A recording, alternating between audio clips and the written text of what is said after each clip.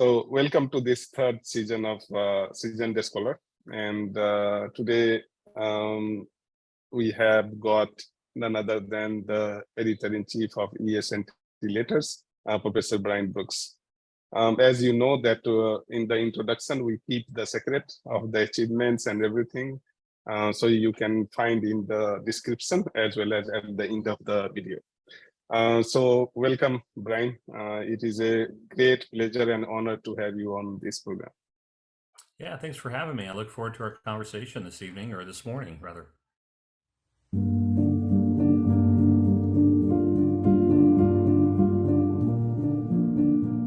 Generally, people stop after bachelor degree, but why until bachelor is fine. But why you want to go to the master, and then I will ask you about PhD. Sure, absolutely. Well, it was very simple for me.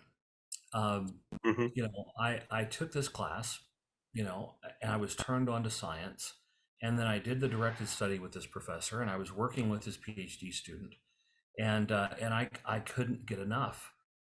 I wanted more. I wanted to learn more. I was excited by aquatic science, and it was as simple as that.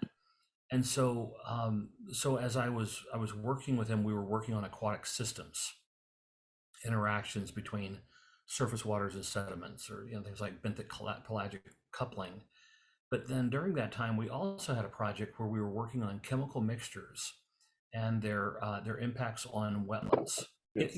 And so this is what really introduced me to the idea of chemicals in the environment. And it really kind of shaped where I decided to go for the PhD in terms of, I didn't leave aquatic science, but I became more interested in environmental science, specifically environmental toxicology and chemistry.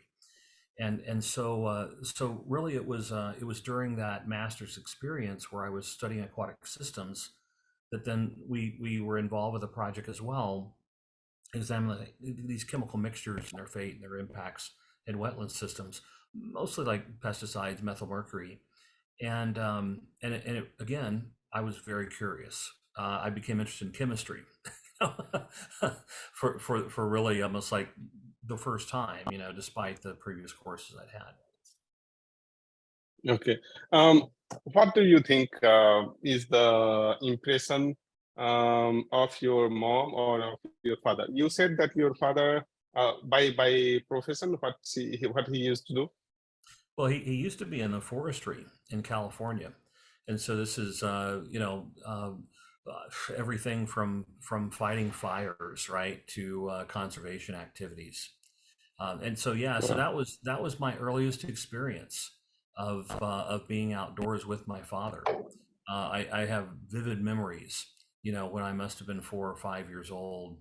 I remember catching the first trout in a stream near Big Sur, California. I mean, and I thought it was this big, and it was probably that big, but it was one of those early experiences being in the natural world that was really imprinting on me, and I think it allowed me to really connect with that aquatic science course so easily, and then again, so I started a journey of scientific discovery that has not slowed.